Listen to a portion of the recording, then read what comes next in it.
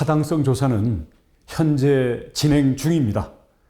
그런데 여러 근거 없는 의혹들이 계속 되풀이되어서 제기되고 있어서 불가피하게 중단된 상태입니다. 의혹이 해소되어서 사업이 재개될 수 있다면 계속해서 진행할 계획입니다. 대안 노선이 예비 타당성 조사 노선보다 더 우수합니다. 이것은 용역사와 자문을 한 전문가들이 모두 일치하는 결론입니다. 대안 노선은 중부 내륙 고속도로를 통해서 서울과 여주 방향을 오가는 교통량을 미리 흡수하기 때문에 두물머리 교통 정체 해소에 효과적입니다. 또한 상수원 보호구역, 철새 도래지를 적게 통과하여 환경 면에서 유리하고 또 국지도 88호선을 연결한 강하 IC의 설치가 가능해서 양평군과 광주시가 요구하는 사항도 수용 가능합니다. 마지막으로 중부 내륙 고속도로와의 분기점을 설치하는 과정에서 통과하는 주민들의 주거 지역도 적기 때문에 대안 노선이 주민들이 더 잘 수용할 수 있는 노선입니다.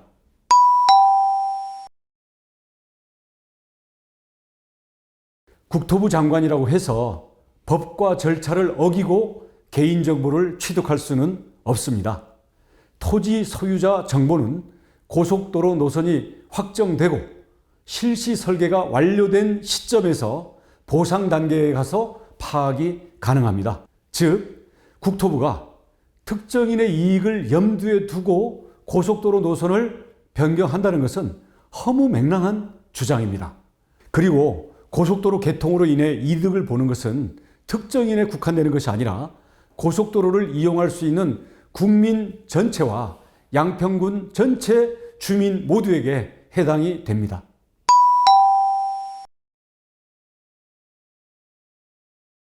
대안 노선이 중부 내륙 고속도로와 만나는 접속부 인근에 김건희 여사 일가의 땅이 있다는 것을 인지한 것은 올해 6월 29일경입니다.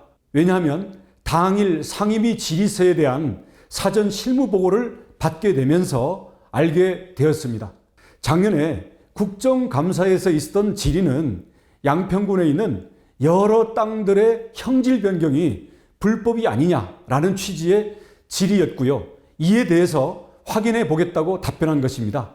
지번만 나열되어 있는 주소지만 보고 어떻게 그것이 서울 양평 고속도로와 연관되는지 알겠으며 또 그 지번들이 김건희 여사 일가의 땅이라는 것을 그 이전부터 알았다고 주장하는 것은 근거 제시가 전혀 없는 억측일 뿐입니다.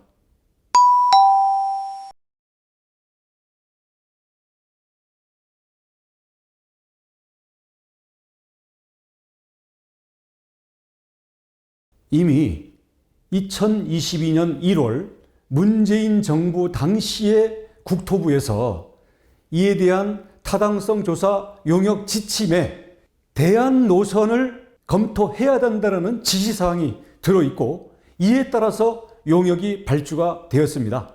이 용역을 발주받은 회사가 2022년 5월에 타당성 조사 사업에 대한 착수 보고를 하게 되었는데요. 이때는 예타 노선 외에도 다른 효율적인 노선이 있는지 대안을 검토하겠다. 즉, 과업 지시서와 용역 지침대로 앞으로 대안을 검토해서 보고하겠다라는 그런 내용이었습니다. 이후 그 설계 회사에서 현장 조사도 하고 중부 내륙 고속도로와의 접속 여부를 기술적으로 상세히 지형 지물과 함께 검토하는 과정에서 분기점의 위치가 조정되었던 것입니다. JCT는 분기점이라고 하는데요. 고속도로와 고속도로를 연결하는 접속부로서 나들목이라고 불리는 진출입 톨게이트가 있는 IC와는 달리 일반 도로로의 접속이나 진출입이 불가능합니다. 그렇기 때문에 분기점 인접 지역은 소음이나 매연으로 인해서 주민들이 선호하지 않고 집가 상승에도 영향을 거의 끼치지 않습니다.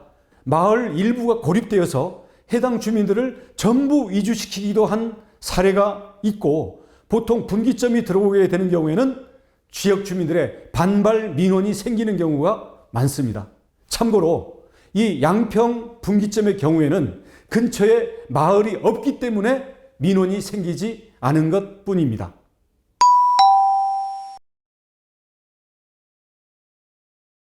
대환영입니다.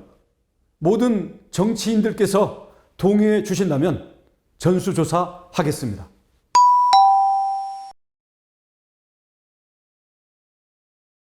일반적으로 분기점은 나들목과 직접 연결되지 않습니다. 왜냐하면 이미 개통되어서 차가 다니고 있는 고속도로 분기점에 나들목을 추가적으로 연결하기 위해서는 도로 확장이나 연결로 설치 등이 필요하고, 그동안에 들어갔던 비용이 다 날아가 버리기 때문입니다.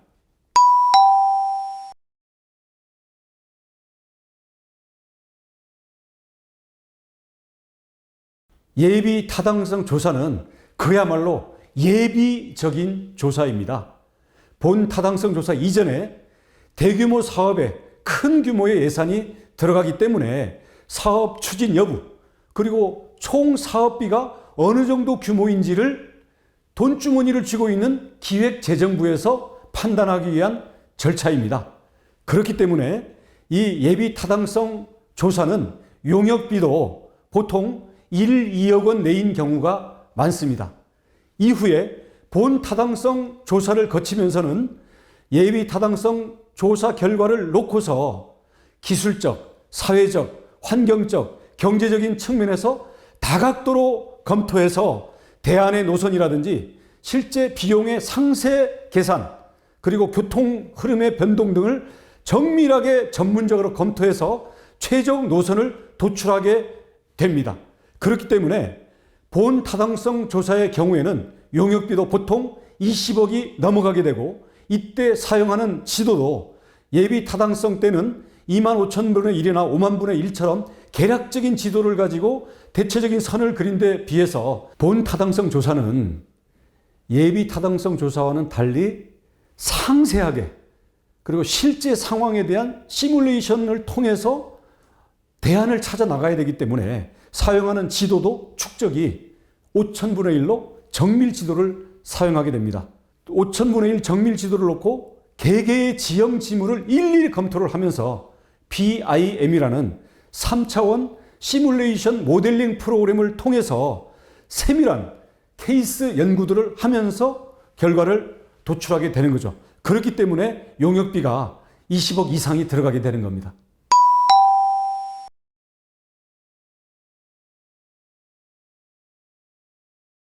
그동안 보도자료 12건, 또 제가 직접 설명한 유튜브 영상, 그리고 50여 명의 기자들과 함께 용역사의 용역 담당자와 전문가들이 함께 참가한 현장 방문으로 제기되는 의혹들에 대해서 진심을 다해 성실히 설명을 했습니다.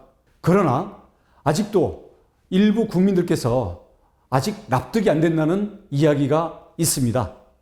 그래서 국민들께 더 자세히 설명하고 직접 검증받기 위해서 그간 서울 양평 고속도로 사업과 관련된 자료를 전례 없이 모두 공개했습니다.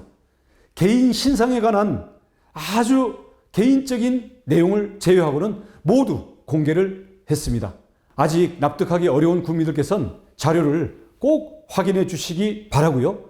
이 자료를 다 보고도 더 나은 대안에 대한 의견이 있다면 얼마든지 제안을 해 주시기 바랍니다.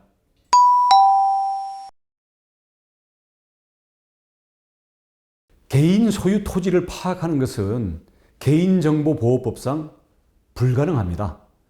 다만 명확하게 말씀드릴 수 있는 것은 도로와 같은 SOC 사업은 특정인을 위해서 추진되는 사업이 아니라는 점입니다. 고속도로 사업은 전 국토를 이용하는 국민들이 조금이라도 더 편하게 이동하고 또 소외된 지역의 교통 여건을 개선하는 전 국민을 위한 사업입니다.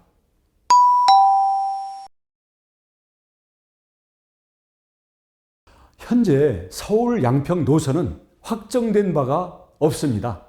타당성 조사 과정에서 당초 예비 단계의 노선보다 더 효과적인 노선을 검토한 것이고, 이에 대해 전략 환경 영향 평가 등을 거쳐 최적의 노선을 결정해 나가는 과정에 있습니다. 타당성 조사가 완료된 이후에도 기본 설계, 실시 설계를 거치면서 노선은 일부 수정될 수가 있는 것이기 때문에 현재 강상면으로 확정됐다는 주장은 전혀 사실이 아닙니다.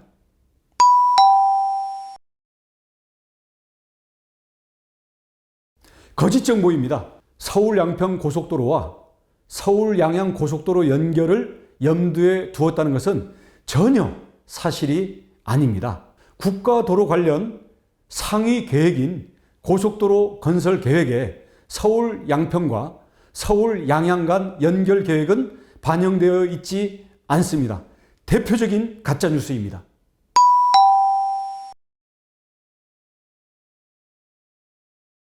그간 제기되는 여러 의문에 대해서 수차례 설명했음에도 불구하고 전혀 들으려 하지도 않고, 납득해야 되는 사항도 납득 안 하려고 작정을 한 것 같습니다. 근거 없는 의혹과 거짓 뉴스의 전파에만 몰두하고 있는 상황에서 사회적 갈등과 국민적인 의혹이 계속 커지고 있기 때문에 부득이하게 백지화를 결정하게 되었습니다. 저야말로 서울 양평 고속도로 사업이 하루속히 정쟁과 괴담에서 벗어나 정상 추진되기를 바라는 입장입니다.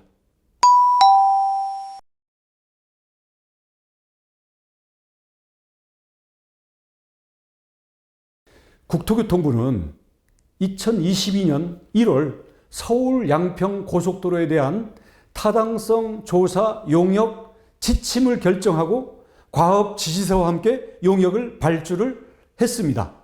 이 타당성 조사 용역 지침에 대안을 제시해서 비교하는 결과를 제시하라. 즉, 대안 검토가 선택사항이 아니라 의무사항으로 이미 규정이 돼 있고, 이 문서와 이 의사결정은 모두 문재인 정부 때의 국토교통부 장관 하에서 결정됐던 것입니다.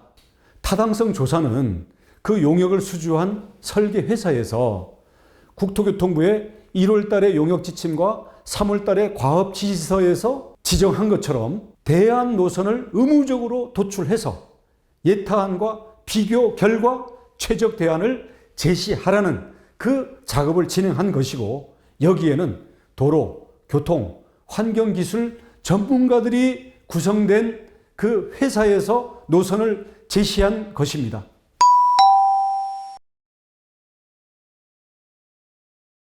고속도로 사업에서 토지 소유자는 타당성 조사 단계에서는 파악할 수가 없습니다.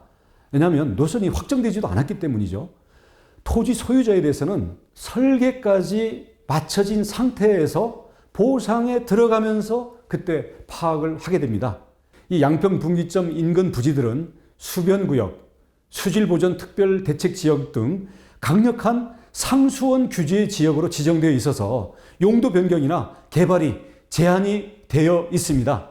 지금 문제 삼는 지금 김건희 여사 일가의 분기점 인근 땅들은 개발이 제한되어 있고, 이 용도 변경은 법으로 금지가 되어 있는 땅들입니다.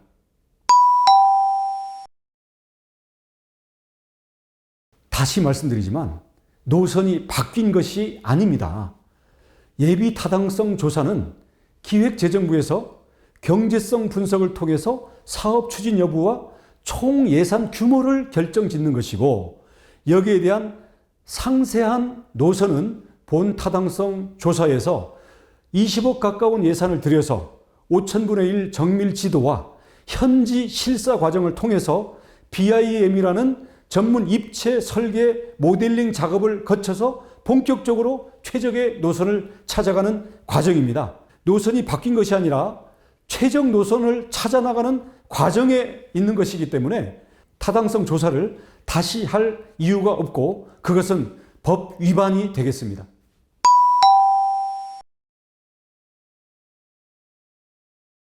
먼저 노선이 바뀐 게 아니라 법에 정해진 절차상 검토 과정에 있는 것입니다. 사업 절차상 예비 타당성 조사를 거친 예비안이 나오고 본 타당성 조사에서 전문가 논의를 통해 검토되는 노선안이 나오는 과정입니다. 본 타당성 조사는 5배 자세한 5000분의 1 정밀 지도로 지형지물, 환경적, 기술적, 세부적 비용의 문제를 다 따지고 BIM이라는 입체 모델링 기술을 동원해서 노선을 검토를 하게 됩니다. 또 2달 만에 바뀌었다고 하는데 그렇지 않습니다. 현재 강상면으로 연결되는 그 안은 2008년 민자로 추진할 당시에서부터 거론되었던 안입니다. 그리고 팩트체크 하나 더 하겠는데요. 10년 넘게 경제성 분석을 하셨다고 하는데 아닙니다. 이 경제성 분석은 2019년 3월부터 2021년 4월까지 약 2년간 진행된 것이고요. 이것은 예비 타당성 조사와 다른 조사가 아니라 같은 조사입니다. 이 예비 타당성 조사에 대해서 간단히 설명드리면 재정 투자의 효율성을 통제하기 위해서 대규모 개발 사업에 대해서 우선순위, 그리고 투자 시기가 적정한지, 재원 조달 방법이 타당한지, 그리고 총 예산 규모는 과연 어느 정도나 될지를 검증하는 제도이고, 우리 정부의 돈주머니를 관리하고 있는 기획재정부 장관이 주관해서 기재부 장관의 요청에 의해서 한국개발연구원, KDI 등에서 총괄해서 수행을 하게 됩니다. KDI에서 진행한 조사와 예비 타당성 조사는 동일한 조사이니 혼동하지 말아주시기 바랍니다. 노선 변경을 결정하는 절차는 없습니다. 노선을 도출하고 비교하고 발굴하면서 결국 최종적으로 결정으로 다가가는 절차가 있는 것이 결정된 노선, 이걸 변경하는 절차, 이게 다 틀린 말입니다. 즉 미리 결정되는 것도 아니고 변경하는 것도 아니고 지속적인 검토 과정이 있을 뿐입니다. 법에 그렇게 정해져 있습니다. 이 법에 정해져 있는 절차는 예비 타당성 조사, 본 타당성 조사, 기본 실시 설계, 실시 계획, 도로구역 결정, 착공, 준공 순으로 진행이 되게 됩니다. 참고로 이 서울 양평 고속도로의 경우에는 이 모든 절차를 진행을 하게 되면 2032년에 준공할 예정으로 계획이 되어 있습니다. 이 중 예비 타당성 조사는 본 타당성 조사 이전에 대규모 사업에 대한 예산 투자 여부를 결정하기 위한 사전 조사로서 사업 추진 여부, 그리고 총 사업비를 대략적으로 도출하기 위해서 기획재정부가 추진하는 절차입니다. 여기에서 일단 통과가 되면 그 다음에 기술적인 검토를 정밀하게 걸치는 타당성 조사를 거쳐서 예타 결과와 함께 기술적, 사회적, 환경적, 경제적 측면에서 다각적인 검토를 해서 결론적으로 최적의 노선을 도출하게 됩니다.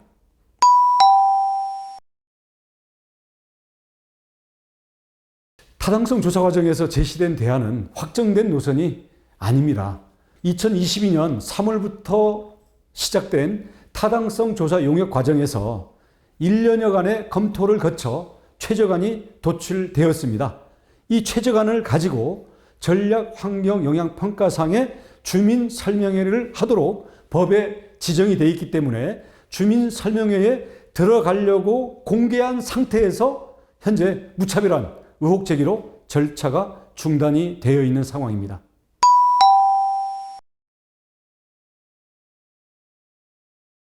놀랍게도 지금 증거라고 내놓는 그 모든 것들이 사실을 왜곡하는 터무니없는 가짜 뉴스들입니다.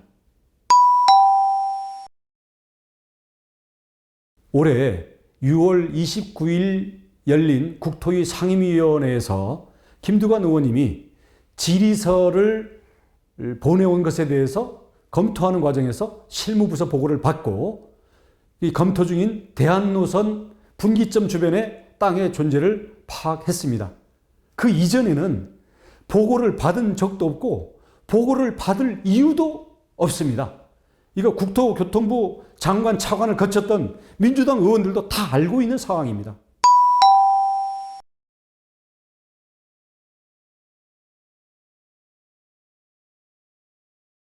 타당성 보고서라는 것은 아직 작성되지 않았습니다. 왜냐하면 아직 타당성 조사 용역이 끝나지 않았기 때문에 이건 끝나야 보건서를 작성하는 것이기 때문에 그렇습니다. 다만 타당성 조사 진행 과정 중에 있는 검토 자료는 서울 양평 고속도로와 관련된 것은 일체의 자료를 전례 없이 모두 공개했으니 반드시 참고하고 검증해 주시기를 부탁드립니다.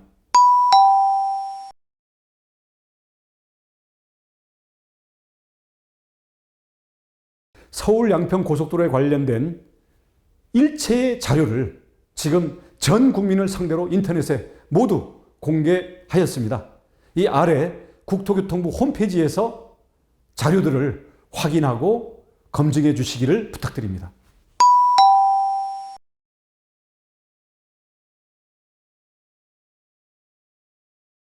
6번 국도의 정체 해소 측면에서도 검토 중인 대안, 즉 강상면 분기점안이 더 유리합니다. 고속도로 건설에 따른 6번 국도의 교통 분산 효과를 살펴보면 양서 도곡 구간은 대안이 예타안보다 하루 평균 2,000대, 옥천 구간 역시 2,000대 유리한 것으로 나타났습니다. 이 예타 분석 결과에 따르면 서울 춘천 간 고속도로의 교통 체증 감소 효과가 크지 않은 것으로 검토되었습니다. 이와 관련된 모든 자료도 지금 국토교통부 홈페이지에 모두 공개했기 때문에 반드시 그 부분을 확인해 주시기 바랍니다.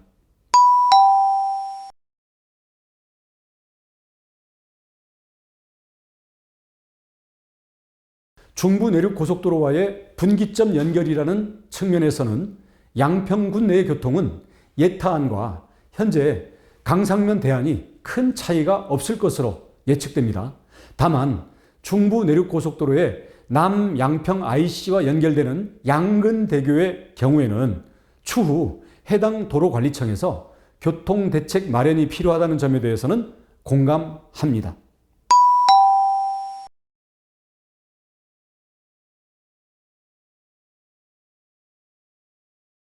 전혀 사실이 아닙니다.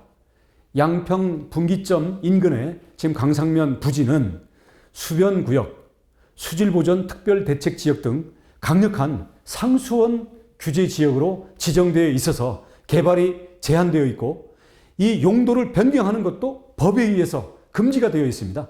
사실상 개발이 불가능한 땅이라는 이야기이죠.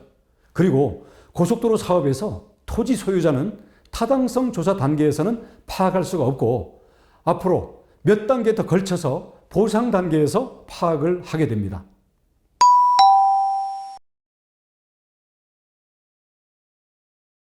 교량과 터널의 개수는 연장으로 보면 차이가 미미합니다. 예타 대비 교량은 10개 165m, 터널은 3개 55m 늘어나게 됩니다. 상수원 보호구역, 생태자연도 1등급 구역, 철새 도래지 등 환경보호구간의 저쪽 범위를 살펴보면 예타 노선이 18km인데 대해서 대안 노선은 12.5km로 대안 노선이 예타 노선보다 환경 훼손이 훨씬 적습니다.